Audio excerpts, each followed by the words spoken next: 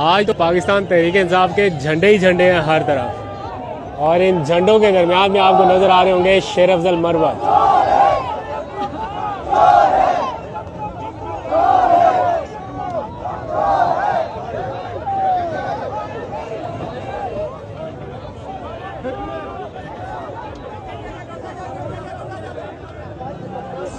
जिस तरफ देखेंगे आपको पब्लिक ही पब्लिक नजर आएगी।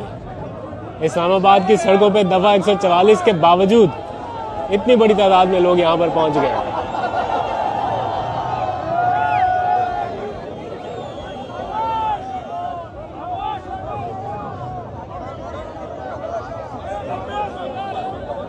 शेर अफजल मरवत की बात इस टाइम कोई नहीं सुन रहा, तो गुस्सा चढ़ा हुआ है उन्हें।